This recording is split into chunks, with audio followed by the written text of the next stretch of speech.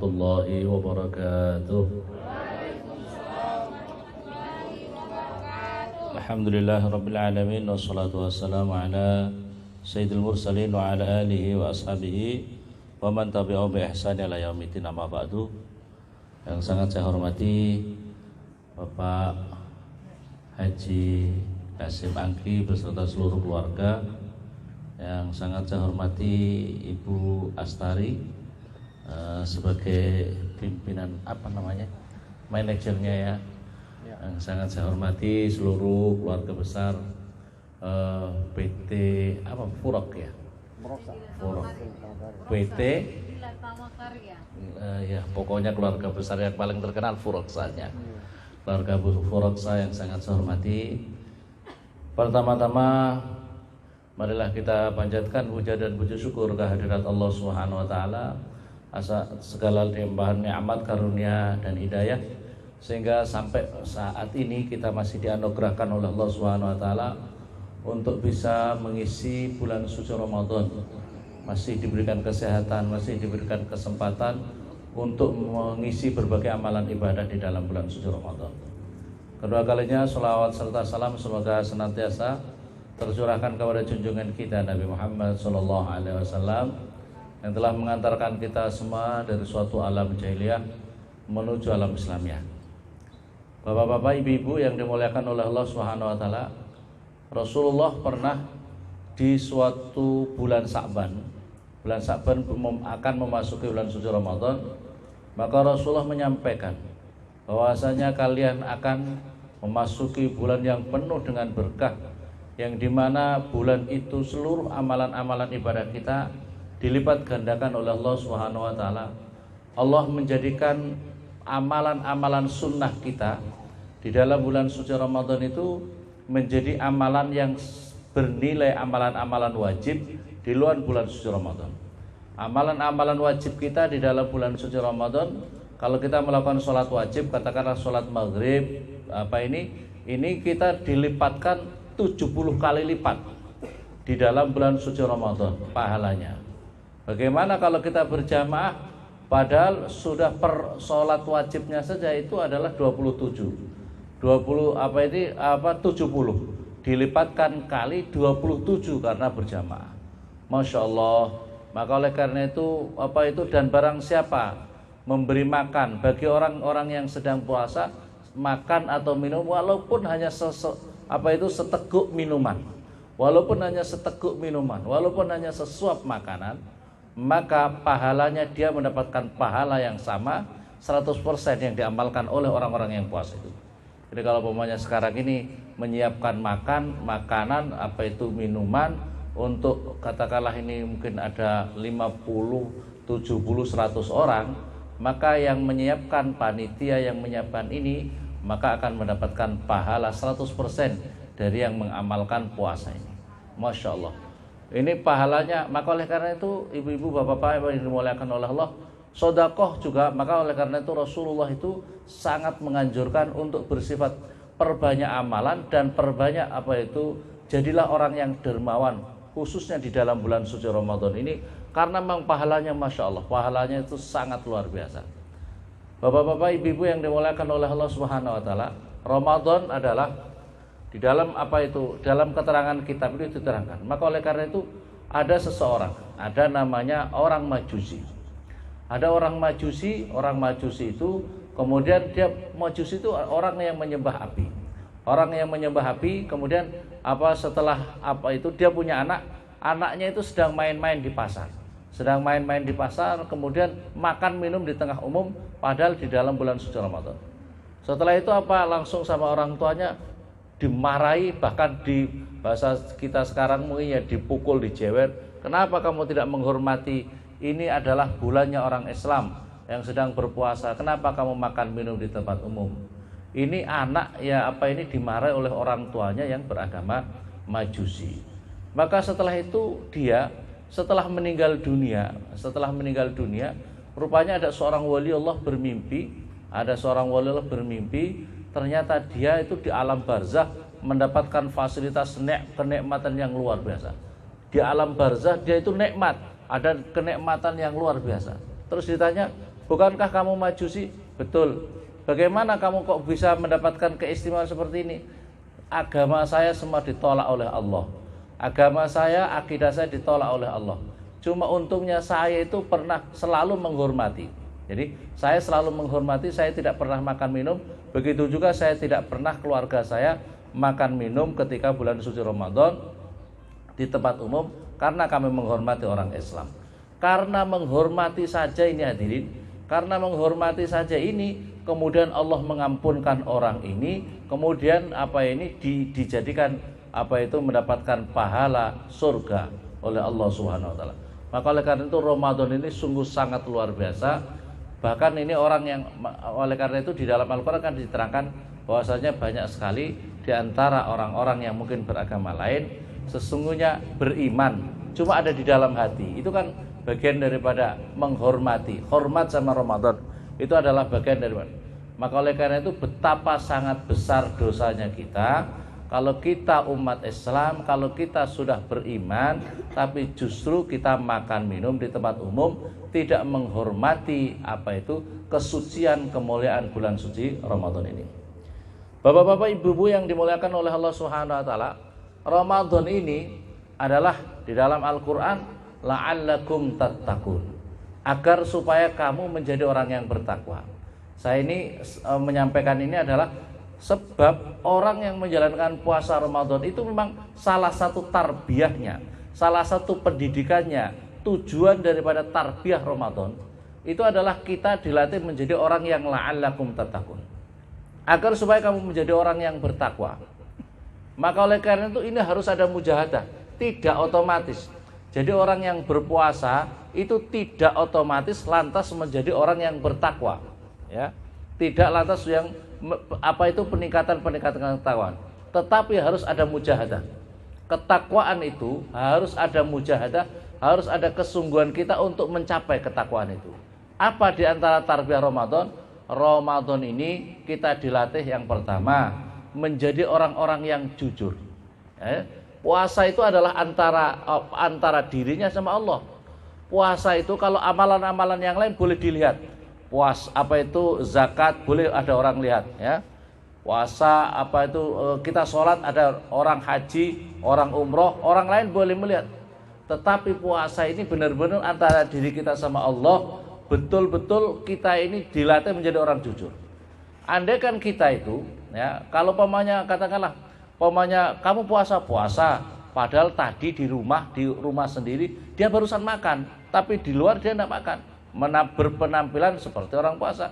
Bisa saja dia mungkin tadi di rumah karena haus minum dulu, begitu keluar berpenampilan seperti beraksen seperti orang yang berpuasa, bisa saja. Maka oleh karena itu kita puasa ini dilatih menjadi orang yang jujur. Dan sekarang ini hadirin yang dimuliakan oleh Allah, kalau zaman dahulu orang pintar sedikit, tapi orang jujur itu banyak. Ya, orang-orang dulu, orang-orang di kampung tidak banyak berpendidikan, ya, pendidikannya. Tapi sekarang ini banyak orang pintar, tapi orang jujur susah, ya. Orang-orang yang bikin korupsi itu pintar-pintar atau tidak, ya? Nah, itu Masya Allah. Maka oleh karena itu pertama puasa ini kita dilatih menjadi orang yang jujur, menjadi orang yang jujur, dan itulah ketakwaan itu. Takwa itu adalah tanda-tanda takwa itu diantaranya adalah jujur atau amanah, bisa dipercaya. Yang berikutnya lagi hadirin yang dimuliakan oleh Allah Subhanahu wa taala, puasa ini kita ditarbiyah oleh Allah Subhanahu wa taala untuk memperbanyak qiyamul lail atau salat-salat malam. Hadirin yang dimuliakan oleh Allah Subhanahu wa taala, yang diamalkan oleh ulama-ulama terdahulu kita itu mengamalkan Al-Qur'an, mengamalkan Al-Qur'an itu luar biasa. Saya mencatat beberapa ulama-ulama yang terdahulu menghatamkan Al-Qur'an. Al-Habib Abdullah bin Husain bin Thahir itu kalau sholat duha, khususnya apalagi di dalam bulan suci Ramadan, kalau sholat duha itu yang dibaca 11 rakaat, sholat duha itu beliau menghatamkan 10 juz Al-Qur'an. Setiap sholat duha yang dibaca adalah 10 juz selama sholat duha. Kalau beliau sholat witir, khususnya di dalam Ramadan, jadi witirnya beliau adalah 11 rakaat. Jadi witirnya Al-Habib Abdullah bin Husain bin Thahir, kalau beliau punya ada kasidah yang sering ya arhamar rahimin, ya arhamar rahimin, ya arhamar rahimin, farij 'alal mus. Itu adalah kasidah yang beliau susun. Beliau itu Al-Habib Abdullah bin Husain bin Thahir. Itu kalau sholat witir belum tarawehnya belum dihitung. Itu witirnya saja yang dibaca adalah 10 juz. Bayangkan, berarti duhanya 10 juz, witirnya 10 juz. Tapi itu sholat khusus, jadi sholat tersendiri di rumah dengan keluarga kecil ya. Kalau umpamanya di masjid pakai sholat witirnya 10 juz, insya Allah kabur semua jamaahnya ya. Kabur semua. Nah, itu sholatnya beliau. Selanjutnya adalah Al-Habib Ali bin Muhammad bin Husain Al-Habsyi yang punya Maulid Simtud Duror. Itu adalah setiap malam taraweh, sholatnya adalah dibaca adalah 10 juz. Jadi setiap malam yang dipakai taraweh itu bukan 1 juz. Kalau yang di Mekah dan Madinah itu 1 juz ya. 1 juz. Beliau pernah merasakan soal apa itu umroh di Mekah Madinah. Kalau di sana pakai 1 juz. Itu 20 rakaat dengan 1 juz. Kira-kira kalau di sini pakai begitu gimana? Kuat ya kira-kira? Kayaknya apa itu karyawan Furoksa itu semangat kuat ya. Ya umpamanya bikin 1 juz kayak di Mekah, masya Allah ya.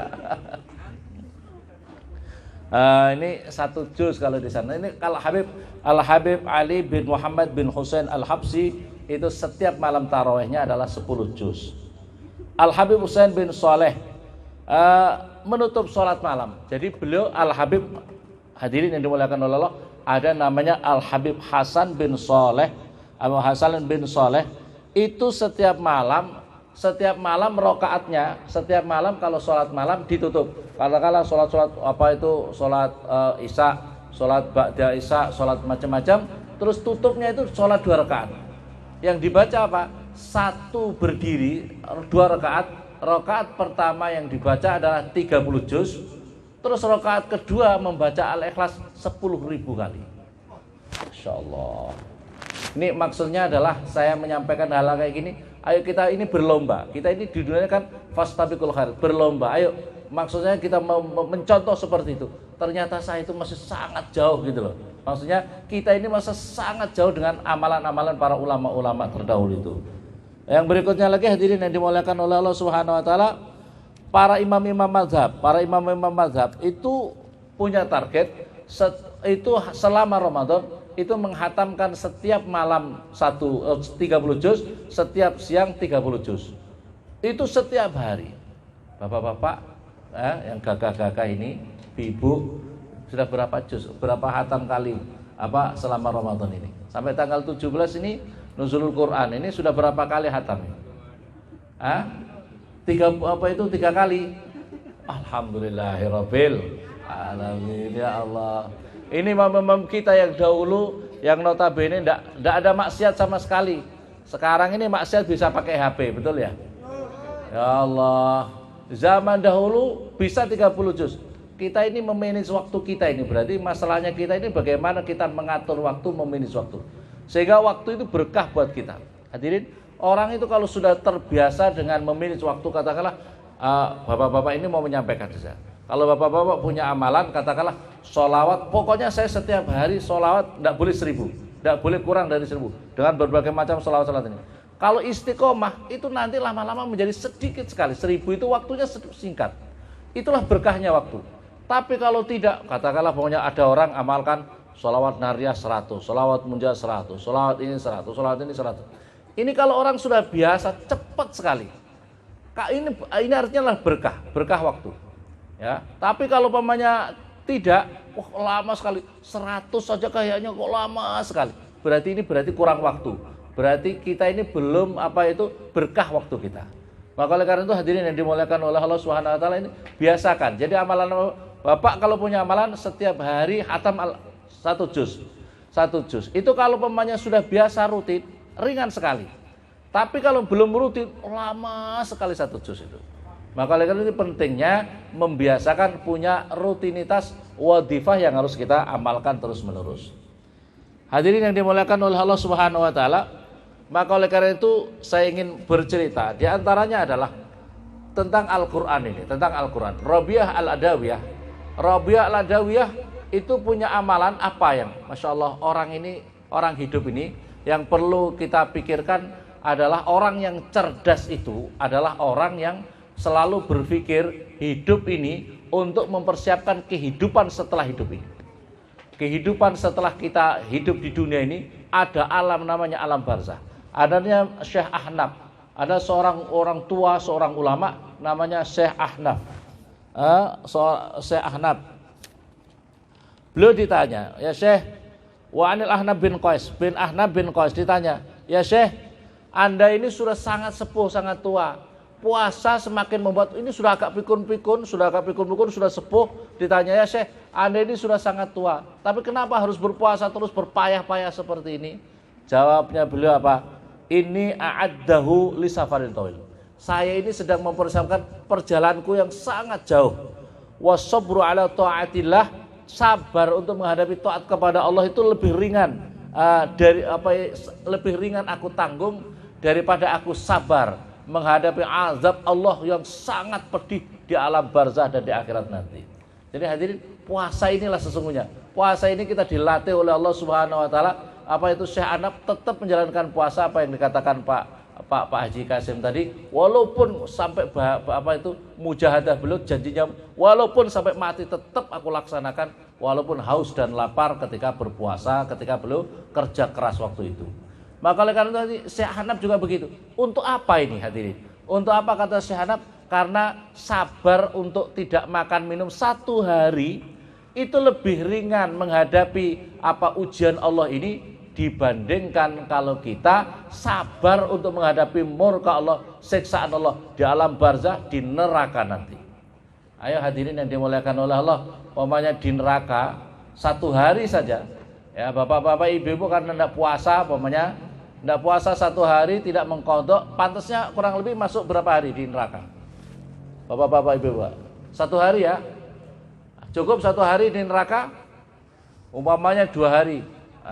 Atau katakan 1 bulan tidak puasa, kasih masuk di neraka 2 hari. 2 hari itu sama di neraka itu, kalau 2 hari 2 malam sama dengan 4.000 tahun kita hidup di dunia. Karena 1 hari di neraka itu 1.000 tahun. Kalau 24 jam 1 hari 1 malam berarti di sana adalah 2.000 tahun untuk ukuran di dunia. Maka sesungguhnya ini yang harus, apa artinya bapak-bapak ibu enak-enak tidak mau makan, tidak mau minum, kemudian kalau mendapatkan siksaan yang pedih di sana 1 hari saja, Masya Allah rasanya. Syekh Ahnaf cerdas. Syekh Ahnaf menghadapi sabar taat kepada Allah itu lebih ringan daripada aku bersabar menghadapi siksaan Allah di alam barzah dan di akhirat nanti. Bapak-bapak ibu-ibu yang dimuliakan oleh Allah Subhanahu wa taala, maka puasa ini sesungguhnya ada beberapa tingkatan. Yang pertama tingkatan orang awam. Tingkatan orang awam itu hadirin, tingkatan orang awam adalah orang yang hanya mampu menahan haus dan lapar saja. Jadi orang yang menahan haus dan lapar saja itu tingkatan orang yang pertama. Tidak makan, tidak minum itu saja. Tangannya masih maksiat, matanya masih untuk maksiat, mulutnya untuk maksiat, kakinya bisa untuk maksiat. Ini tingkatan paling terendah. Tingkatan yang kedua hadirin adalah tingkatan orang khusus. Siapa tingkatan orang khusus ini? Di samping seluruh di samping dirinya tidak makan dan minum, maka seluruh anggota tubuhnya ikut puasa. Artinya tidak untuk maksiat. Matanya puasa dari hal-hal yang diharamkan oleh Allah. Telinganya, mulutnya, tangannya, kakinya tidak digunakan untuk maksiat di jalan Allah. Ini tingkatan orang yang kedua. Tingkatan orang yang ketiga adalah tingkatan orang sangat khusus. Siapa itu? Orang yang di samping seluruh anggota tubuhnya tidak untuk maksiat, menjalankan puasa, maka hatinya senantiasa berzikir kepada Allah Subhanahu wa taala. Tingkatan yang seperti ini tingkatnya para wali-wali, para nabi-nabi, para anbiya wal mursalin. Jadi kalau dia punya merasa meninggalkan 1 kali, 1 saat saja, 1 jam saja dia tidak berzikir kepada Allah, maka menganggap bahwa puasanya sudah batal. Inilah tingkatan yang tertinggi, tingkatan yang sangat khawas atau khusus, sangat khusus. Hadirin yang dimuliakan oleh Allah Subhanahu wa taala, maka oleh karena itu yang perlu kita kam min shaimin muftir. Di dalam hadis Nabi, kam min shaimin, banyak orang yang berpuasa, kata ulama, banyak orang yang berpuasa tetapi hakikatnya dia sudah batal. Banyak orang yang tidak puasa tapi hakikatnya dia puasa. Ya, hakikatnya artinya dirinya mendapatkan. Walidzalika qala ba'dul ulama, maksudnya wal muftir as-shaim itu gimana? Orang tidak berpuasa tetapi dinilai puasa. Siapa itu? Wa alladzi yahfadzu jawarih 'anil asam. Adalah orang yang mampu menahan seluruh anggota tubuhnya dari melakukan dosa-dosa. Ini yang pertama. Wa ya'kul wasrabu, sementara dirinya masih makan dan minum. Seperti umpamanya, mohon maaf, ibu-ibu lagi halangan tidak puasa, tapi seluruh anggota tubuhnya tidak untuk maksiat, maka hakikatnya dirinya mendapatkan pahala puasa. Washaim al-muftir, orang puasa tapi sudah batal, itu apa? Wa alladzi yaju' wa ya'tis, yaitu dia itu haus dan lapar, tapi wa yatliku jawarih, tapi dirinya melepaskan anggota tubuhnya untuk melakukan maksiat. Puasa tidak makan dan minum, tapi mohon maaf, matanya untuk maksiat, mulutnya untuk ghibah, mengumpat, membicarakan aibnya orang lain, makan halal, makan yang haram, makan yang syubhat. Wakil huwa alladzi yuftiru 'anil haram. Menurut ulama yang lain, maksudnya orang berpuasa tapi batal itu apa? Dirinya makan dari makanan yang haram. Wakil huwa alladzi yang berikutnya lagi menurut ulama adalah maksudnya adalah orang yang menahan diri dari perkara halal tetapi makan daripada daging-dagingnya manusia. Ini parah lagi, ya. Dirinya makannya halal, makannya puasa halal, makannya sahur halal, tapi dirinya di siang hari mengumpat, membicarakan aibnya orang lain. Ini hati-hati. Di dalam keterangan hadis Nabi, Rasulullah pernah didatangi ada dua orang perempuan. Dua orang perempuan minta izin karena sudah sangat kehausan, kelaparan, minta izin supaya membatalkan puasa. Tapi sama Rasulullah suruh siapkan mangkok, suruh bawa ke sana, suruh muntahkan sesuatu. Begitu muntah, ternyata yang keluar adalah daging segar. Ternyata yang keluar, apa ini ya Rasulullah? Karena kamu tadi duduk-duduk mengumpat, membicarakan, ngerasani orang lain. Maka oleh karena itu kamu batal pahala puasa kamu. Monggo. Maka batal pahala puasanya gara-gara makan dagingnya seseorang karena ngerasani, membicarakan aibnya orang lain. Ibu-ibu yang dimuliakan oleh Allah Subhanahu wa taala. Maka oleh karena itu hadirin, saya melanjutkan. Maka oleh karena itu pentingnya kita di dalam puasa ini adalah salah satu adalah punya rutinitas membaca Al-Qur'an. Ada seorang waliullah namanya Rabi'ah Al-Adawiyah. Bapak-bapak, ibu-ibu nanti bisa lihat namanya Rabi'ah Al-Adawiyah. Saking begitu pentingnya bahwa hidup ini perlu mempersiapkan kehidupan yang setelah kita ini, setelah masa hidup itu. Rabi'ah Al-Adawiyah itu punya setelah beliau hatam-hatam, beliau sudah masa-masa sepuh, terus mempersiapkan kuburannya. Beliau minta digalikan kuburan.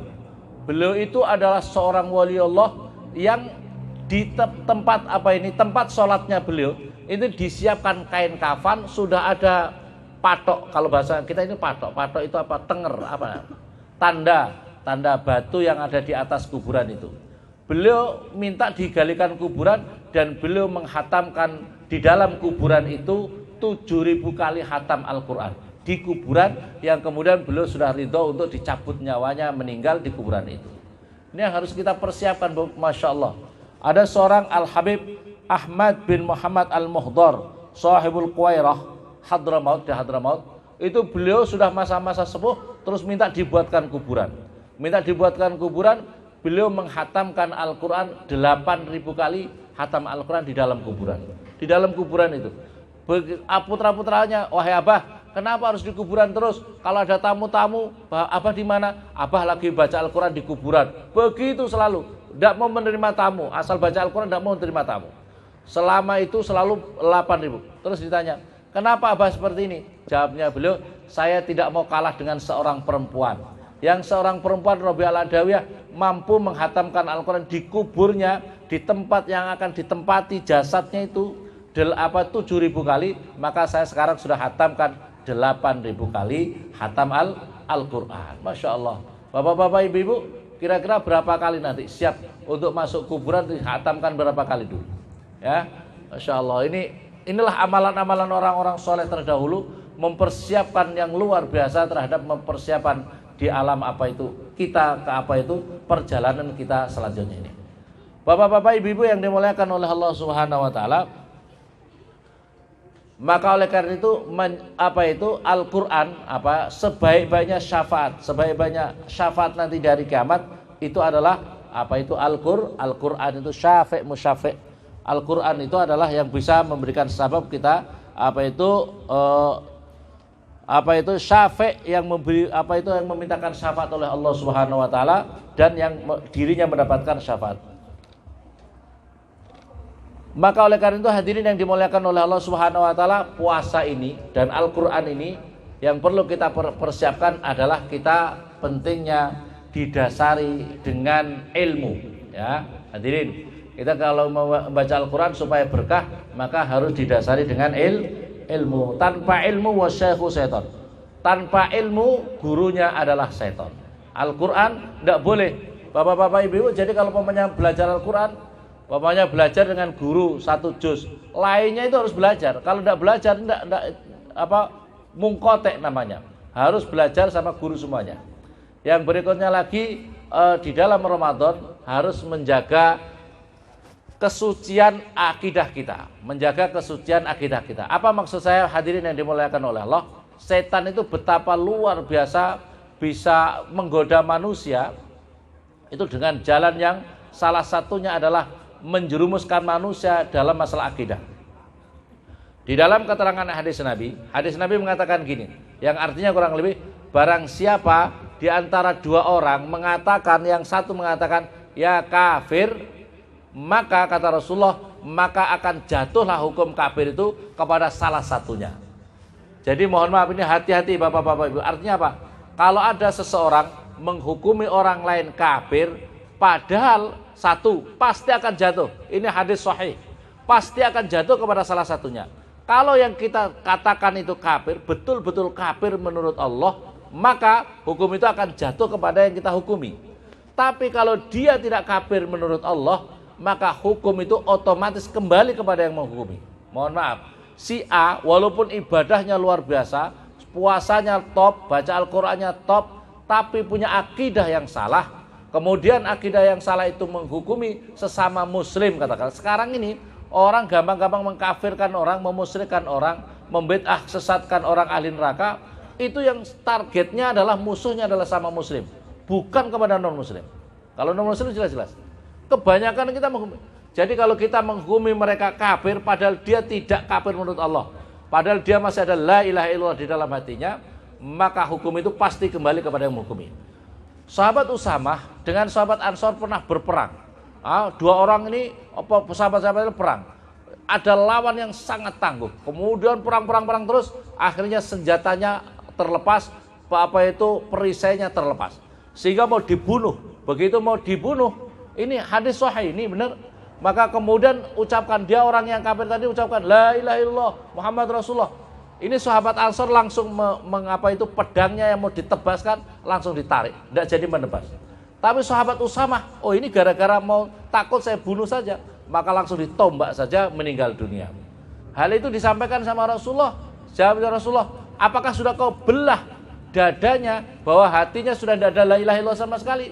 Diulang-ulang seperti itu. Rasulullah tidak suka, Rasulullah tidak dalam hal ini Rasulullah menegur keras, orang yang sudah ucapkan la ilaha tidak boleh kamu bunuh. Tidak boleh kamu bunuh. Nah sekarang ini hadirin yang dimuliakan oleh Allah, maka katanya Usamah, selama itu saya tidak pernah membunuh seseorang yang sudah ucapkan la ilaha illallah.